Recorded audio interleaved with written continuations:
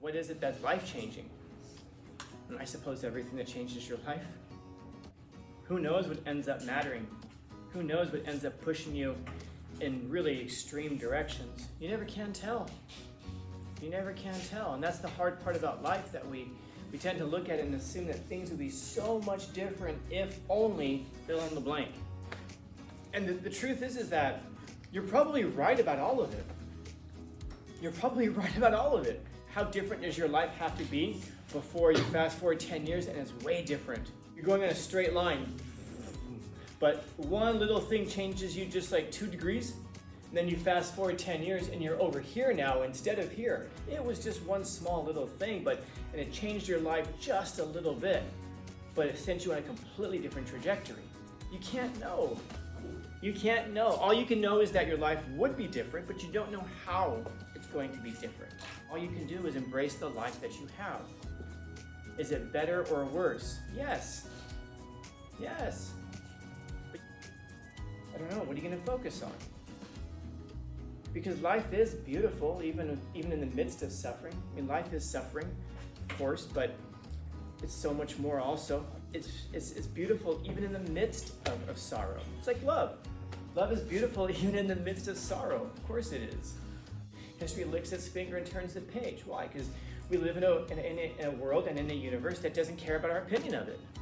So do we sit there and scratch our chin and frown and just say, life's unfair? Yeah, life is unfair. And by the way, thank goodness life is unfair. If life was fair, I probably wouldn't be in front of you right now. How many of you guys want what you deserve in life? Good. I don't want what I deserve in life either. I've gotten way better than I deserve in life, and most of us do get way better than what we deserve in life.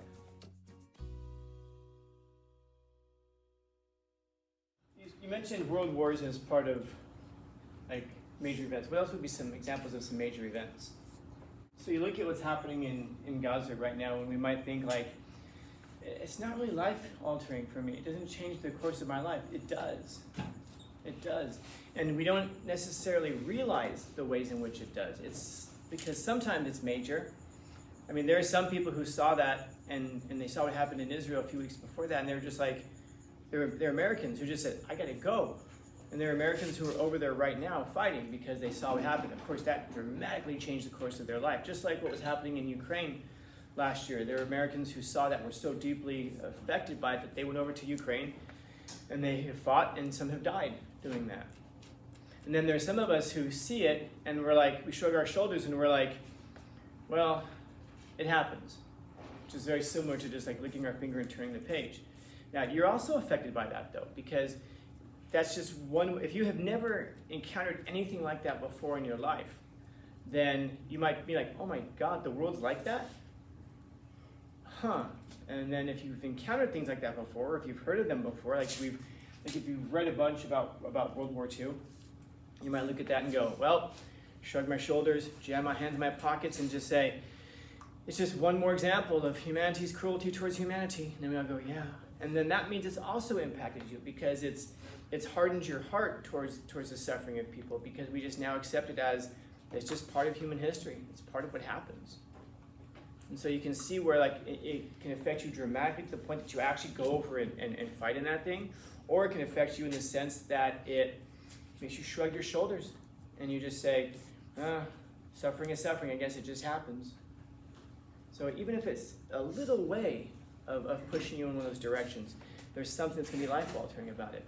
And so that's why I was asking about some other examples of some major events, because like in terms of a world war, it redefined borders, redrew borders. What's happening in Palestine and Gaza, is it going to be a big deal? Don't know. Don't know. Do you guys remember that thing that happened a long time ago where like some planes hit some buildings somewhere? Yeah, at the time, huge thing, man. For a couple of years afterwards, the U.S. was like, oh, you leveled 2 of our buildings, we leveled 2 of your countries. So we went over and we leveled Afghanistan and Iraq.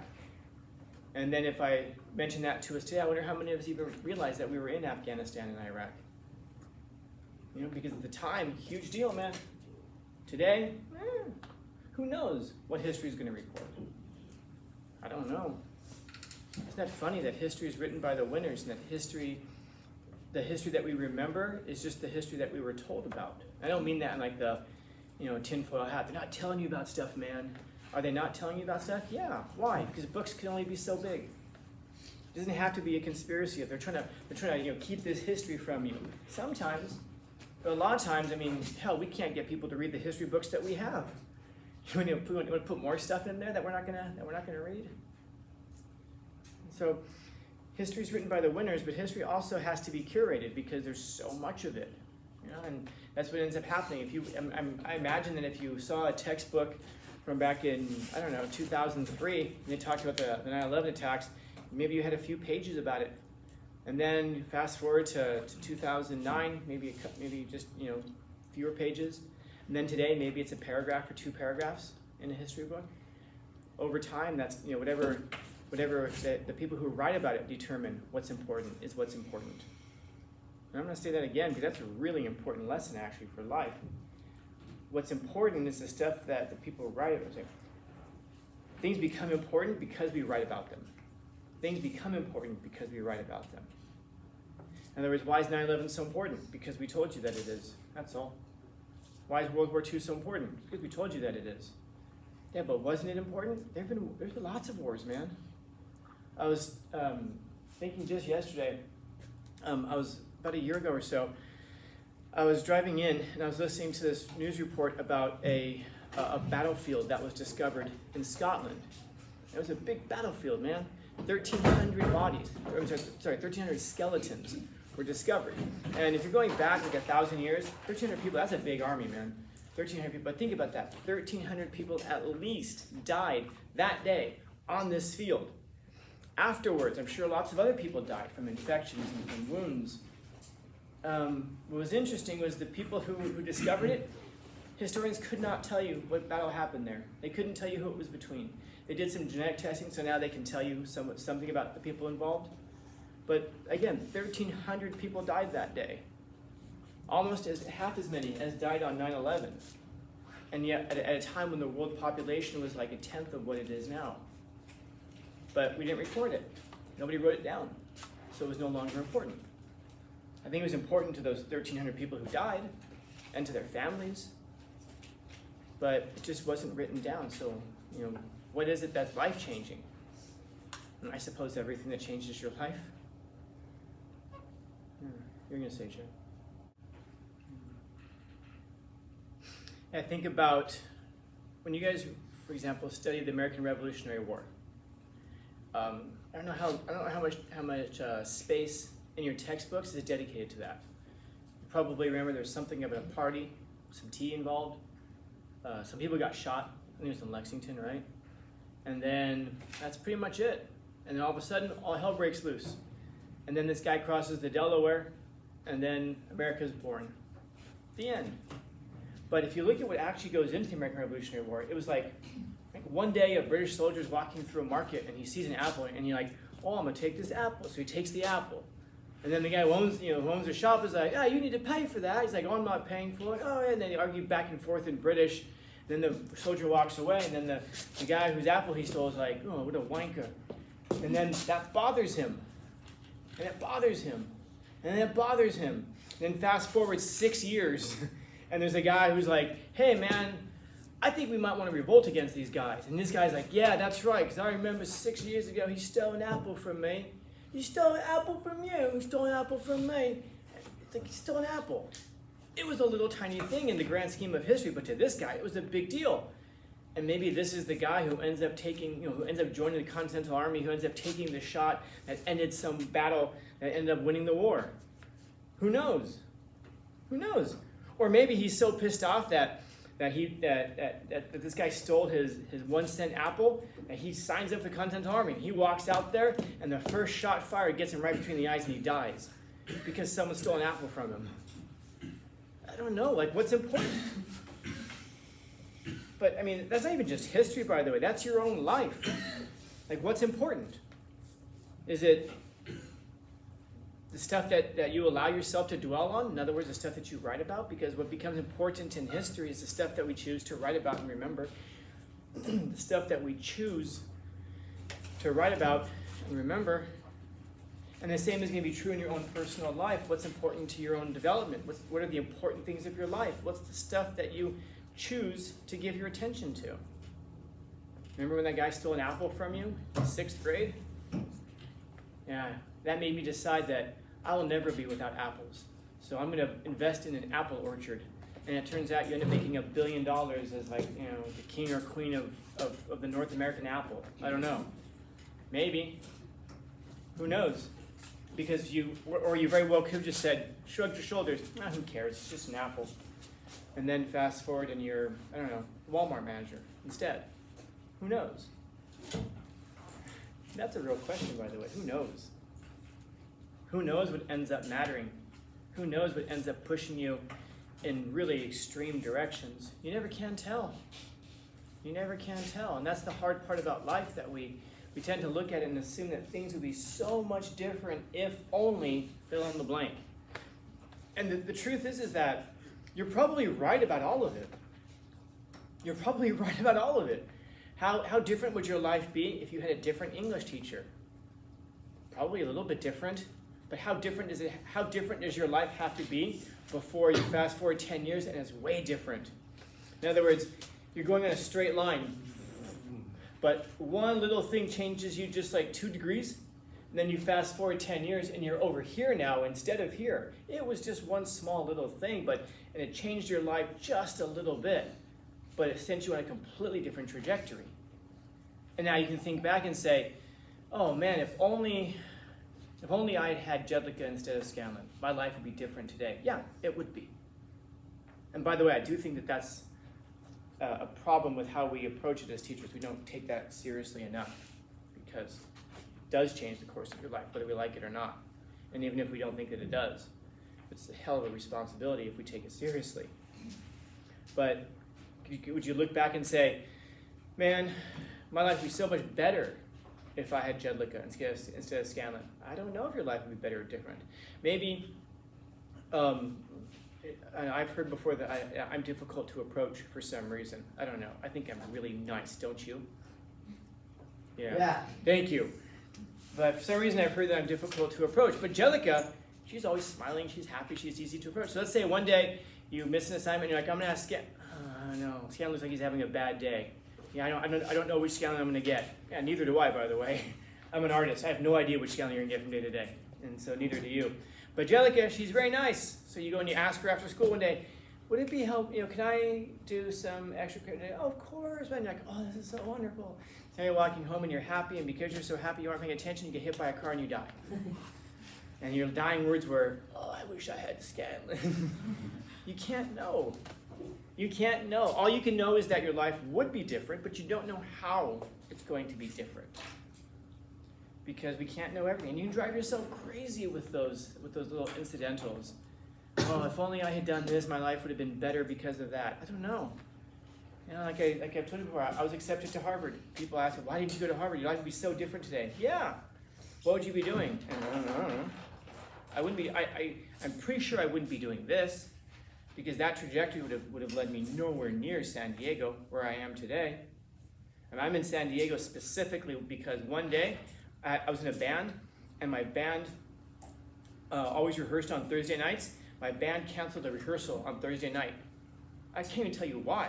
And so rather than going to band rehearsal, I went to a coffee shop. Me going to the coffee shop that night is exactly responsible for me standing in front of you right now. If I didn't go to that coffee shop, I wouldn't be here right now. Where would I be? I don't know. I wouldn't be here, though. Certainly wouldn't be here. What if I had gone to Harvard? What would my life have been different? I don't know. Maybe I get off the plane, get into a cab, and the cab gets in a car accident and I die. I never even attend one class. Who knows? And that's the thing, is you can't know. All you can do is embrace the life that you have. Is it better or worse? Yes. Yes. But you tell me if it's better or worse. What are you focusing on? Are you focusing on the parts of history that are all negative? World wars, internal strife, terrorism, hatred. Or are you focusing on the beautiful parts of life? The people who overcame these things and fought and sacrificed themselves to overcome those things. Even if they had no personal vested interest in it. they still put themselves to great hazard to help people who will never know that they were helped by them, and to maybe have died on a battlefield for some noble cause, along with 1,299 other people whose names we don't remember. I don't know, what are you going to focus on?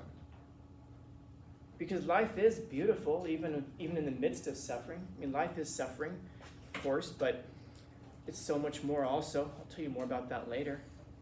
But it's beautiful even in the midst of sorrow. It's like love. Love is beautiful even in the midst of sorrow. Of course it is. So history, man, is it madness, chaos, bone-deep mayhem, devastation of innumerable souls? Yes. What does history do? History licks its finger and turns the page. Why? Because we live in a world and in a universe that doesn't care about our opinion of it.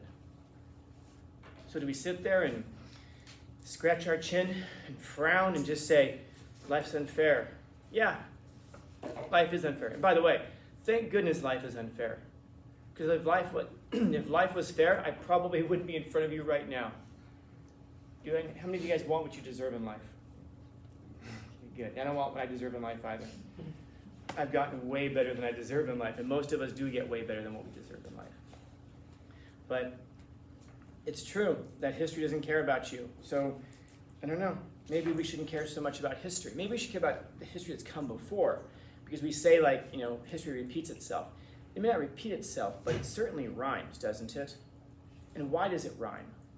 Why does it keep, why do we say, like, in World War II, we say, never again, never again. And then we're all like, yeah, never again. And then it happens again. We forget what's going on in this fight. That there's a group of people who, in their very charter, in their very founding documents, have said, our goal in life is to kill all the Jews. And then we sit there and go, well, just because they said that doesn't mean they actually tried it on October 7th. I mean, were you there? Did you see it? Oh my God, really? We're going to have this fight again. It's no different from people who tried to deny the Holocaust the first time around. Did they have their reasons for it? Well, we all have our reasons for it, I suppose.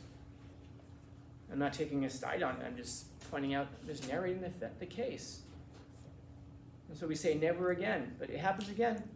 In fact, it's happened 67 times since World War II, where a group has tried to ethnically cleanse another one. Why? Why do these things rhyme? Because it's human nature, dude. There is a human nature. It's what we do. Yes, of course, but we also fight against it. We also resist it. We also come together. We also love one another. Is life beautiful or tragic? Yes. Is history fair? No, of course not. But so what? Now what?